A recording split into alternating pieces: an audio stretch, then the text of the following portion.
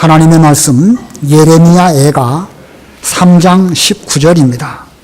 예레미야애가 3장 19절, 바른 성경으로 구약성경 1009페이지.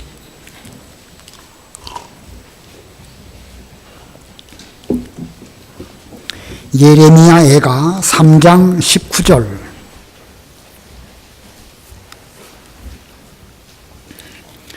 내 고통과 방황, 곧 쑥과 쓸개즙을 기억하소서. 내 혼이 그것을 생생하게 기억함으로 내 안에서 가라앉습니다. 내가 이것을 내 마음에 회상함으로 오히려 소망이 있습니다. 여호와의 인애로 우리가 소멸되지 아니하였으니 참으로 그분의 긍휼이 무궁하십니다. 이것이 아침마다 새로우니 주님의 성실이 크십니다. 내 영혼이 말하기를 여호와는 나의 몫이시니 그러므로 내가 그를 바랍니다 하였다.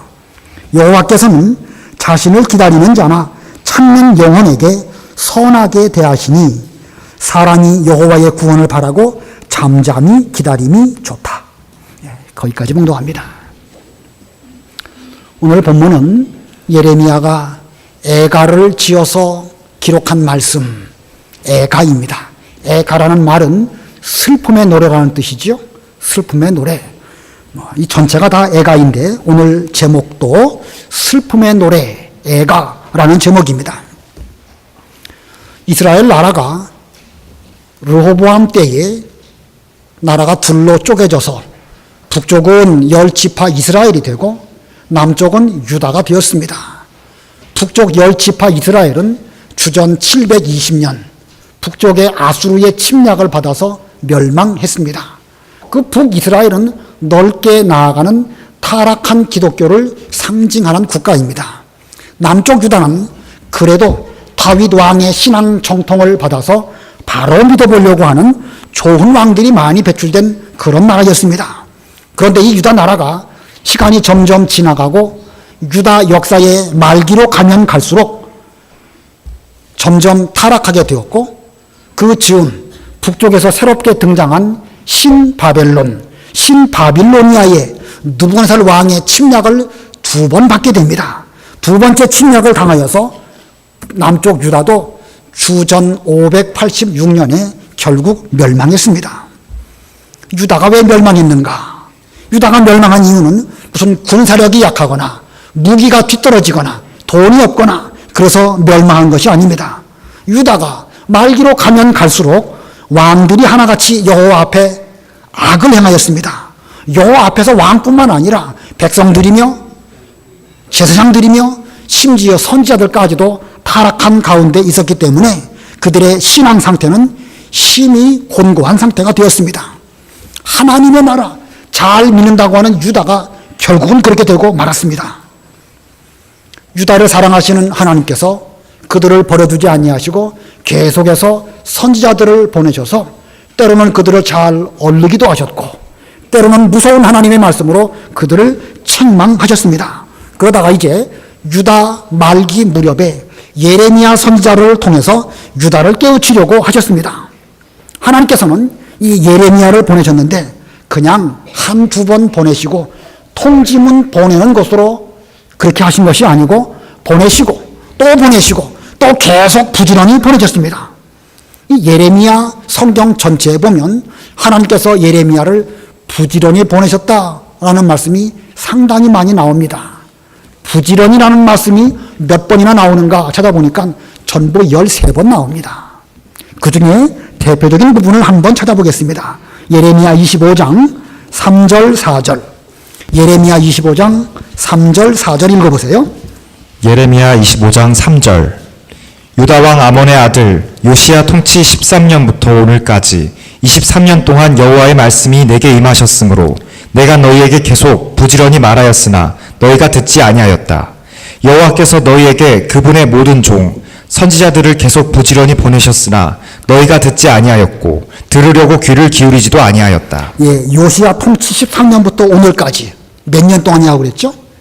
23년 동안 부지런히 보내셨습니다. 아직 유다의 마지막 왕 시드기야까지 오지도 않았는데 그 전에도 부지런히 보내셨습니다. 계속 부지런히 보내셨다. 이게 4절에도 3절에도 계속 부지런히라는 표현이 나오지요. 하나님께서 예레미야를 통하여 유다에게 하고자 하시는 말씀의 요지가 무엇일까? 바벨론 멍에를 피하지 말라는 것입니다. 그 멍에는 너희의 죄값으로 하나님의 징계가 너에게 임하는 것이니까 하나님의 징계일진데 그 징계를 순순히 잘 받아야 이게 올바른 태도이다. 멍에 잘 매라. 왜냐하면 하나님은 바벨론을 징계의 도구로 사용하는 것이므로 징계를 달게 받아야 그 사람이 곧 아버지의 징계를 잘 받는 사람이 아니겠느냐. 이것이 예레미야를 통하여 말씀하고자 하시는 하나님의 요지입니다. 자, 그런데 그때에 그 유다가 예레미야의 그 훈계의 말을 잘 들었을까? 그들은 하나님을 의지하지는 않으면서 예루살렘 성벽을 의지했습니다. 그들은 선지자의 말은 듣지 않으면서 솔로몬 성전의 아름다운 것은 자랑을 했습니다. 하나님의 예언을 대언하는 선지자 예레미야를 심지어 죽이려고까지 했습니다. 죽이려고 하는 그 위험한 가운데에서 가까스로 위기를 모면한 예레미야는 이제 또 하나님의 계시를 따라서 저들에게 나아갈 때에 나무로 멍에를 만들어서 그것을 메고 시드기야 왕 앞에 갔습니다. 그리고 말하기를 이렇게 바벨론 멍에를 잘 메십시오. 이것이 하나님의 우리에 대한 뜻입니다. 잘 들었을까요? 역시 또 안 들었습니다.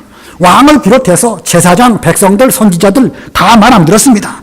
참 선지자 예레미야가 그렇게 말해 주었어도 실물 교육을 했음에도 불구하고 듣지 않았습니다.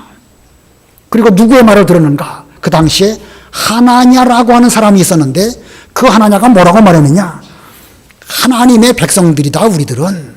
하나님이 왜 바벨론을 통해 가지고 우리에게 무거운 멍에를 지게 하시겠느냐? 결코 그럴 일이 없다. 지금 느부갓네살이 우리나라를 전에 쳐들어와 가지고 성전에 있는 여러 가지 기구들을 빼앗아 가긴 했지만 이것은 일시적으로 그런 일이 있는 것이고 앞으로 2년 내에 그 모든 것들을 다 회복하고 되찾아올 것이다. 그렇게 말했습니다. 자, 하나님의 주장은 무엇이냐? 하나님께서 하나님의 백성을 결코 괴롭게 하실 일이 없다. 하나님은 반드시 우리에게 복 주신 하나님이시고 지금은 바벨론 멍에 때문에 우리가 일시적으로 고난을 겪고 있지만 곧 2년 내에 이 모든 것들은 끝이 날 것이다. 하나냐의 이 말 맞는 말입니까? 틀린 말입니까? 하나님께서 하나님의 백성에게 복 주시는 거 맞습니까? 틀립니까? 그거야 맞지요. 하나님께서 하나님의 백성에게 함께 하시는 거 맞는 말입니다. 그러나 하나님께서는 하나님의 백성에게 복도 주시지만 고난도 함께 주십니다. 그러므로 하나님의 백성이라고 하면 주께서 주시는 고난, 주께서 주시는 바벨론 멍에일진데 그 고난 중에도 순종하고 그 바벨론 멍에 하나님이 매게 하심인 줄을 알고 잘 매는 것이 올바른 태도입니다. 그러나 하나냐는 멍에 매는 것은 싫어하면서 복은 받고 싶어 했습니다. 그래서 그는 복과 은혜와 사랑을 강조하면서 멍에 안 매도 된다. 곧 끝난다. 이렇게 말했습니다. 이것이 거짓 선지자의 특징입니다. 복과 사랑과 은혜는 강조하면서 멍에와 고통, 고난, 십자가 이런 것들은 상관이 없다라고 말하는 것. 이게 바로 거짓 선지자입니다. 그 당시에 왕을 비롯한 여러 사람들, 그들은 거짓 선지자의 말에는 귀를 기울였지만 참 선지자 예레미야가 하나님의 뜻이라고 전하는 그의 말씀에 대해서는 심지어 들으려고 하지 않고 귀를 닫았습니다. 그래서 결국 예루살렘은 다 성이 무너지게 되었고 성전은 다 회파되었고 성전 안에 있는 금, 은, 기명들 솔로몬 왕 때부터 얼마나 정성껏 만들어진 그 모든 도구들을 다 빼앗기고 말았습니다. 유다의 20대 왕 시드기야 때에 바벨론으로 그 백성들은 다 끌려갔고 백발 노인들은 길거리에서 무참하게 죽임을 당하면서 긍휼함을 입지 못한 이런 가운데 빠지게 되었습니다. 심지어 왕도 바벨론으로 질질 끌려 포로가 되었는데 왕 앞에서 왕의 아들들이 죽임을 당했고 시드기야 왕 본인도 눈알을 뽑히는 이런 비참한 일을 만나게 되었습니다. 이 같은 지경을 만나게 되었을 때 선지자 예레미야의 심정이 어떠하였을까? 예레미야가 생각하기를 그것 봐라. 내 말 안 듣더니 결국은 나라는 쫄딱 망하고 왕도 부끄러운 꼴을 당했구나. 꽃이 다 잘 됐다 그랬을까요? 그는 이 예레미야 애가를 지어가지고 이 슬픔의 노래를 불렀습니다. 이것이 참 선지자입니다. 그렇게 깨우치고 그렇게 일깨웠어도 그들이 말을 듣지 않았지만 그래도 끝까지 그들을 불쌍히 여기는 마음으로 하나님 아버지 앞에 애가를 지어서 슬픔의 노래를 부른 선지자, 이게 참 선지자의 모습입니다. 이 예레미야 애가, 이 애가는 하나님을 향하여 슬픔의 노래로 드리는 기도입니다. 어느 면에서는 노래의 형태를 띠고 있기 때문에 애가라고 부르지만 사실은 그 내용을 자세하게 보면 하나님을 향하여 슬픔으로 불러드리는 그런 기도입니다.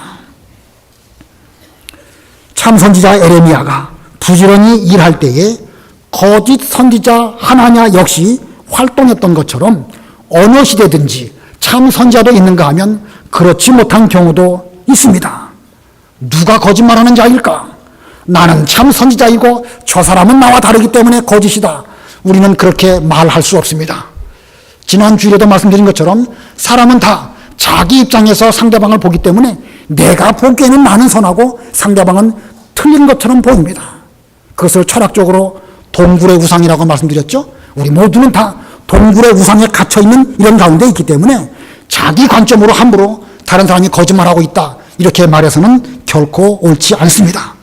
다만 지금 우리의 현실은 애가를 불러서 하나님께 기도해야 될 그런 시기입니다. 지금 우리의 형편은 하나님 아버지 앞에 슬픔의 노래로 기도를 드려야 할 그런 시기인 것은 분명합니다. 오늘날 분명 우리는 기도할 수 있는 기도 처소를 잃어버렸고 기도할 수 없는 그런 형편을 만났습니다. 왜 이런 일을 우리가 만났을까? 이것은 우리가 과거에 기도하지 아니한 결과가 오늘날 이렇게 나타난 것이 아닐까 이렇게 해석이 되고, 또 한편으로는 분명 하나님께서 유다로 바벨론 멍에를 매게 하신 것처럼 오늘날 우리들에게도 역시 이 무거운 멍에를 잘 메고 이 길을 걸어가도록 하시는 것이 하나님의 뜻입니다. 우리의 지금의 여러 가지 일들, 이것은 어떤 인간 때문에 우리에게 나타나는 것이 아니라 하나님의 주권과 섭리 가운데서 우리에게 징계로 나타난 상황입니다. 그러므로 지금이야말로 예레미야처럼 애가를 불러서 기도해야 할 바로 그런 순간입니다. 바벨론 포로 잡혀간 유다 청년 가운데 다니엘이라고 하는 사람이 있었지요. 그는 기도하면 사자굴에 던져 넣는다고 하는 왕의 조서에 어인이 찍힌 것을 알았습니다. 기도하면 사자굴 속에 들어갈 수밖에 없는 그런 형편입니다. 다시 말하면 기도하면 죽습니다. 그러나 그는 기도하면 죽는다는 사실을 알면서도 바벨론에서 하루에 3번씩 예루살렘을 향하여 난 창문을 열고 무릎을 꿇고 감사하면서 기도했습니다. 바벨론에서 그는 기도했기 때문에 기도하면 죽는다는 현실 속에서 기도함으로 말미암아 사자굴 속에서 살아서 나오는 하나님의 놀라운 은혜를 체험하는 그런 은혜를 입었습니다. 오늘날 우리 모두들도 사자굴 앞에 있는 이런 심정으로 기도하면 죽지만 기도하는 것 외에는 달리 방법이 없다는 사실을 우리는 일깨우시고 힘써 기도하시는 우리 모두들이 되어야 되겠습니다. 기도하면 뭐가 달라지지요? 기도하면 뭐가 달라지겠습니까? 예레미야 애가 1장부터 오늘 3장 여기 18절까지 예레미야는 자기 속에 있는 슬픔을 쏟아내면서 탄식하며 기도합니다. 두견새는 피를 토하면서 운다고 그러죠? 시적으로 그렇게 말합니다. 피를 토하면서 운다는 거예요. 이 예레미야의 이 탄식의 기도는요, 마치 피를 토하면서 하나님 아버지 앞에 자기의 중심을 쏟아놓는 이런 기도를 하였습니다. 그러다가 오늘 본문에 이르러서 슬픔의 노래의 분위기가 달라집니다. 기도하는 예레미야의 현재의 환경, 아무것도 달라진 것이 없습니다. 유다 나라가 다시 주권을 회복한 것도 아니고, 죽었던 사람이 살아온 것도 아니고, 포로 잡혀갔던 젊은이들이 돌아온 것도 아닙니다. 아무런 변화가 없습니다. 하지만 그는 애절하게 피를 토하는 기도를 하니까 예레미야의 심정 속에 변화가 있게 되었고 그의 마음가짐이 새롭게 전환되어지는 이런 일이 나타나게 되었습니다. 이런 변화와 전환, 그것은 왜 그렇게 나타나게 되었는가? 그가 기도했기 때문에 그렇습니다. 환경적으로 아무것도 달라진 것이 없지만 기도하는 사람에게는 하나님께서 그에게 먼저 영적으로 은혜를 주시고 감동을 주시고 또 깨닫게 해주시고 그리고 변화와 전환되는 쪽으로 나아가게 하시는 것입니다. 오늘 이 본문 속에서 슬픔의 노래를 부른 결과가 무엇일까? 이거를 오늘 두 가지로 살펴보시고 저도 여러분들도 이 슬픔의 노래를 하나님께 드림으로 말미암아 동일한 결말에 이르시는 그런 우리 모두들이 다 되시기를 바랍니다. 자, 슬픔의 노래를 부른 결과가 무엇일까? 두 가지 가운데 첫 번째, 오히려 소망이 있음을 깨달았습니다. 첫 번째로는 오히려 소망이 있음을 깨달았다. 본문 18절로 20절 읽어보세요.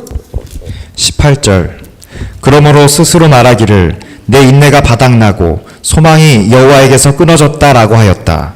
내 고통과 방황 곧 쑥과 쓸개즙을 기억하소서.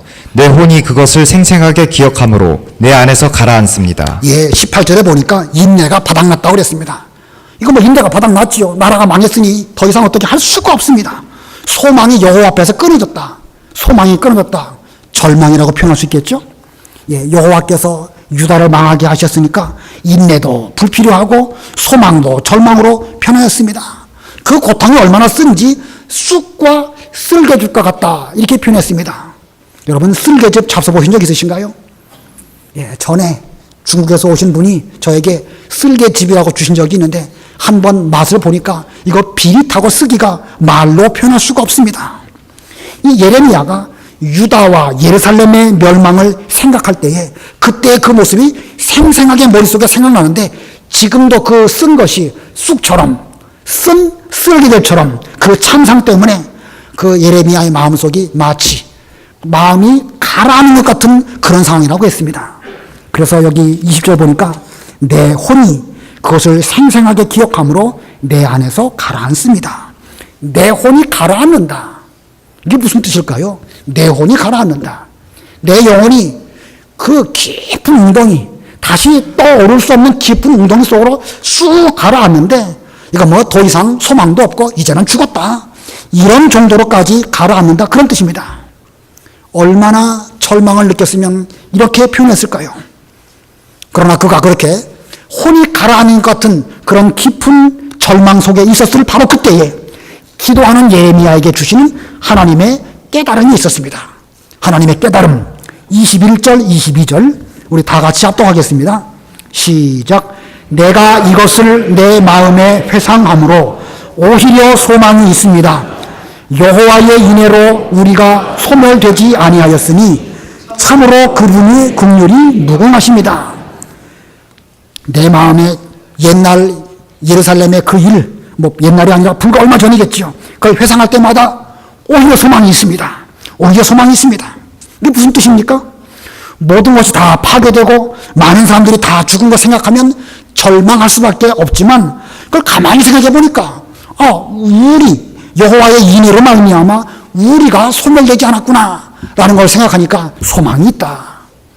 여기 우리가 소멸되지 않았다. 이게 우리가 누구일까? 예레미야를 통하여 예레미야를 포함하여 기도하는 사람을 가리켜서 우리라 이렇게 표현했습니다. 현재 상황 슬퍼하면서 또 기도할 수 없는 그런 가운데서도 이 예레미야를 포함하여 기도하는 사람, 그런 사람들에게 여호와께서 인애를 베풀어 주십니다. 다시 말하면 현재의 하나님의 징계 속에서 고난과 그 슬픔을 느끼면서 괴로워하는 나, 슬픔 가운데서 기도하는 나, 우리가 그래도 지금 기도할 수 있지 않겠느냐, 이거 생각해 보니까 오히려 소망이 있습니다라고 말했습니다. 이게 무슨, 다시 한번 설명을 드리면 어떤 유명한 철학자가, 제가 철학 얘기 너무 많이 해서 죄송해요, 나는 생각한다, 그 다음에 뭐죠? 고로 존재한다. 생각하는 나 자신을 보니까 나는 지금 존재하고 있는 그런 실존 인물이구나. 자신의 존재를 생각하는 곳에서 찾았습니다. 이것을 이용해서 이 말씀에 우리가 빌려온다고 하면 나는 기도한다, 고로 하나님 앞에 존재한다라고 말할 수 있습니다. 지금 기도할 수 있는 거, 예레미야 지금 기도하고 있지 않습니까? 슬픔의 노래로 기도하고 있는데 기도하는 이걸 보니까 오히려 소망이 있다는 거예요. 만약에 기도도 마쳐 못한다, 기도까지도 그냥 절망 상태가 되었다, 그러면 진짜 절망이고 진짜 끝장이지요. 그러나 기도할 수 있는 지금 이 순간 하나님께서 인애를 베풀어 주셔가지고 우리의 기도를 받아주시는 것을 볼 때에 오히려 소망이 있다. 지금의 현실이 아무리 어려워도 하나님께서 나로 하여금 기도할 수 있도록 나를 살려주시고 지금 기도할 때 그 기도를 하나님께서 받아주시지 않느냐, 이걸 생각하니까 오히려 소망이 있다, 기도할 수 있게 된 게 얼마나 감사하냐. 뿐만 아니라 지금 유다가 다 멸망하고 왕도 끌려갔지만 가만히 생각해 보니까 전 유다가 다 소멸된 것이 아니고 아직도 소멸되지 아니한 남은 자들이 있다는 것을 알았습니다. 남은 자들이 어디 있죠? 그 유다 나라가 멸망할 때 다 죽었습니다. 그러나 아직도 소멸되지 않은 자들이 있다고 그랬는데 누가 남은 자들이지요?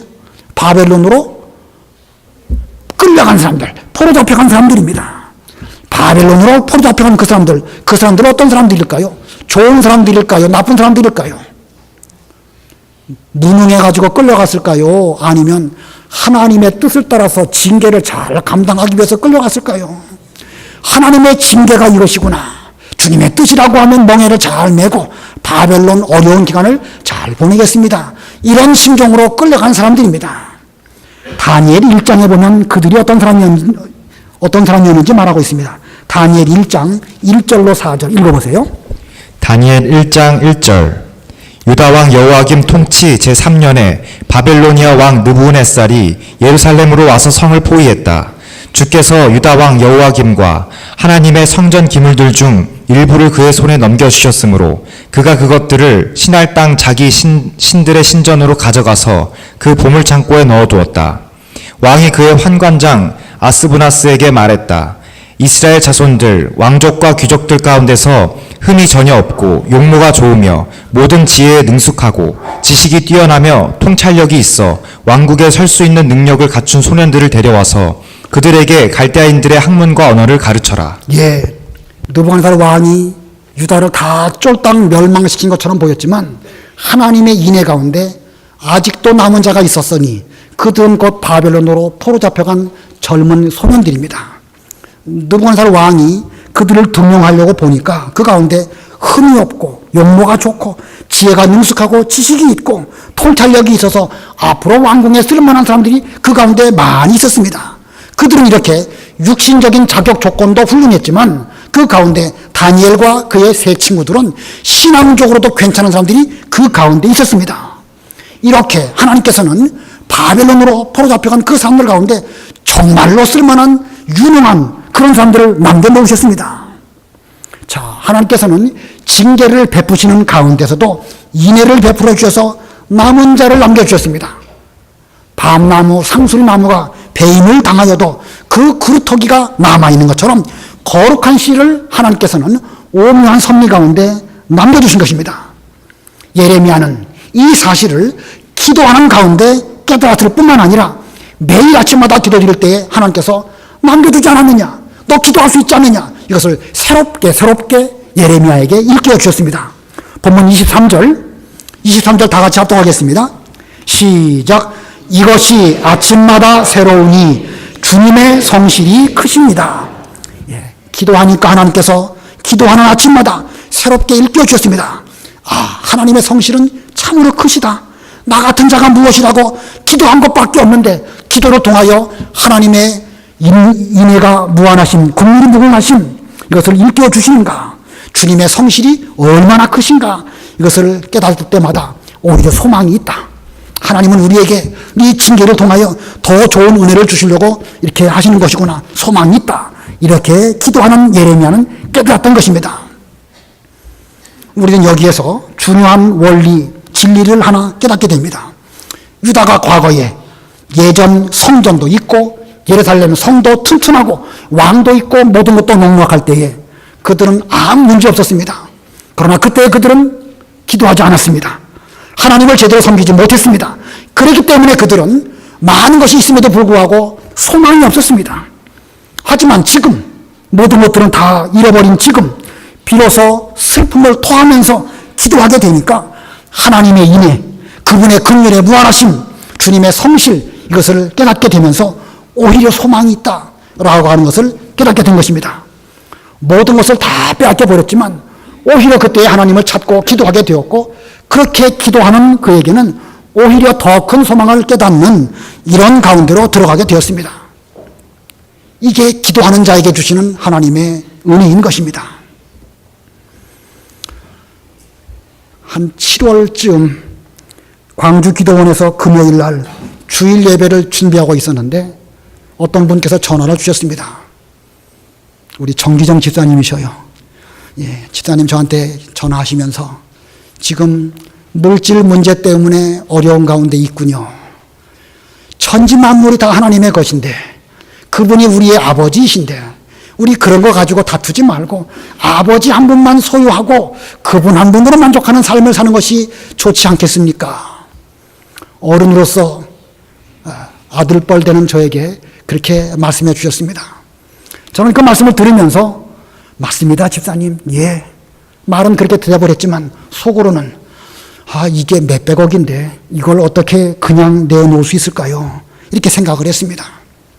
그리고 서너 달이 지났습니다. 지난 주간 산기도 했는데 우리 기도원에서 산기도 못하고 남의 기도원에서 돈 내고 산기도 했습니다. 여러 가지로 불편해요. 우리 젊은 분들은 바깥에 텐트 치고 있었습니다. 이 추위에 텐트 치고 있었고 여러 목사님들은 한 방에 몇 명씩 같이 모여서 숙식을 했습니다. 이거 뭐 기도하기가 여간 어려운 게 아니에요. 옛날 생각이 너무너무 간절합니다. 옛날에 좋았는데, 기도하기 좋았는데. 그런데 이런 가운데 기도하니까 기도가 더 간절하게 잘 나왔습니다. 그리고 우리 정 지사님 하신 말씀이 자꾸 머릿속에서 떠올랐습니다. 물질 문제 갖고 다투는 것이 옳지 않다. 예. 기도원을 차지한 사람은 부동산을 차지한 것일 것이지만 기도하는 우리는 하나님 아버지를 차지한 것이 아니겠는가.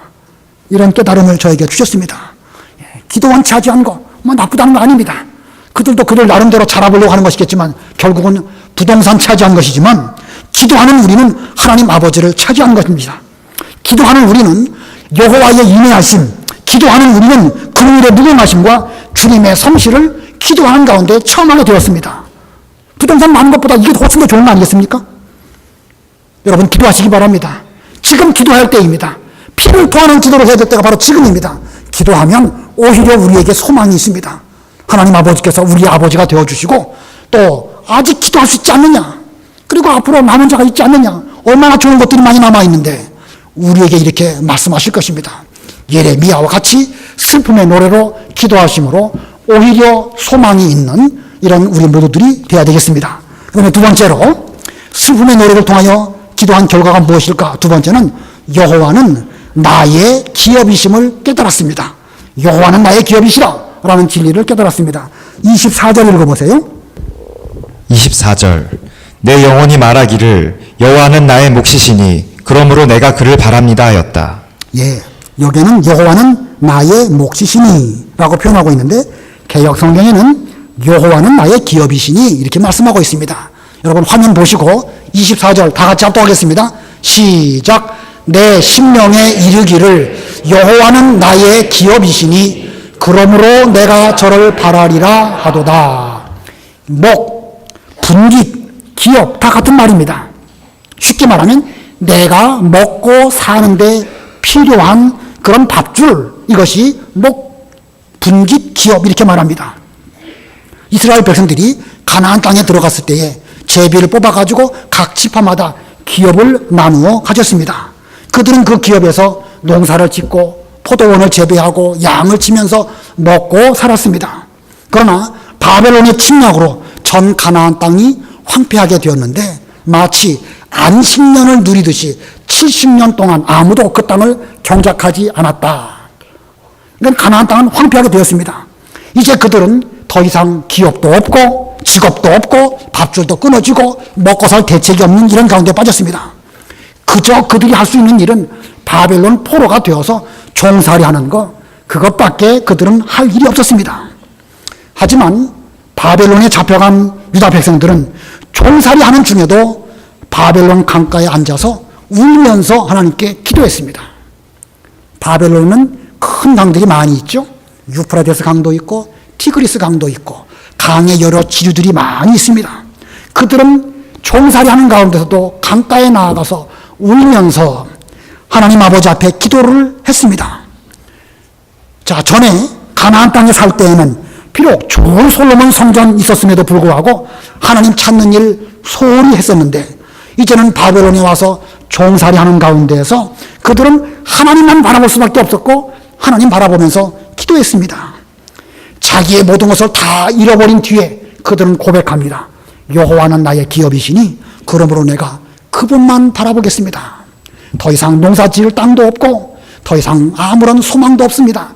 우리 여호와 하나님만이 나의 기업이시니 이제부터는 그분만 바라보며 살겠습니다. 그리고 또 말합니다.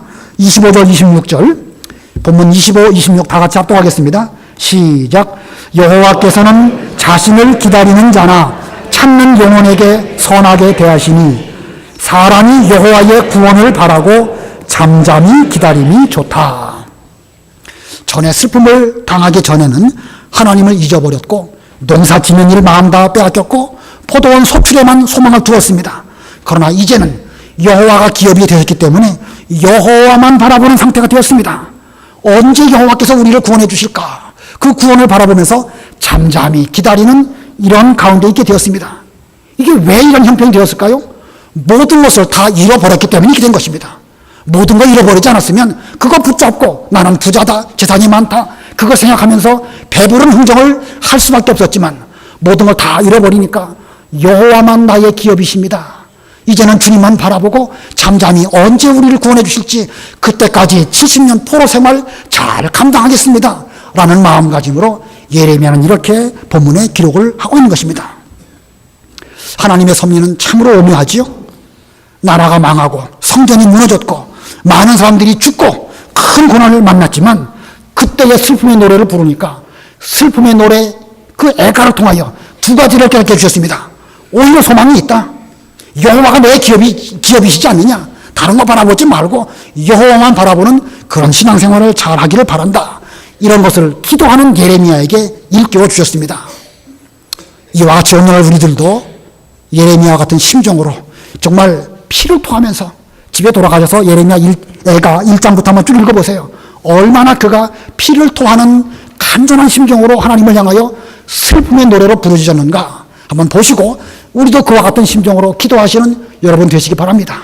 우리가 그렇게 기도하신다고 하면 오히려 우리에게 소망이 있고 우리에게는 여호와 하나님이 아버지로 계시지 않는가 이런 것을 깨닫게 될 것입니다. 그러나 만일 여전히 기도하지 않는다고 하면 상관이 없습니다. 좀 기도하셔야 됩니다. 찾고 구하고 두드리는 자에게는 반드시 좋은 것으로 갚아주신다고 주님께서도 말씀하셨고 또 이 예레미야에도 그런 말씀이 있습니다. 그 부분만 찾아서 읽어보시고 말씀을 마치겠습니다. 예레미야 29장 11절 예레미야 29장 11절로 14절 뜻을 생각하시면서 다 같이 합동하겠습니다. 예레미야 29장 11절로 14절 다 같이 시작. 너희를 향한 나의 생각은 재앙이 아니고 평안이며 너희에게 소망이 있는 미래를 주려는 것이다. 여호와의 말이다. 너희가 나를 부르며 와서 내게 기도하면 내가 너희 기도를 들을 것이다. 너희가 나를 구하면 나를 만날 것이며 전심으로 나를 찾으면 너희가 나를 찾게 될 것이다. 나 여호와의 말이다. 내가 너희를 포로에서 다시 돌아오게 할 것이며 내가 너희를 쫓아보낸 모든 민족과 모든 지방들에서 너희를 모을 것이며 내가 너희를 포로로 떠나게 했던 그곳으로 돌아오게 할 것이다. 여호와의 말이다. 말씀을 생각하시고 잠깐 동안 기도하시기 바랍니다.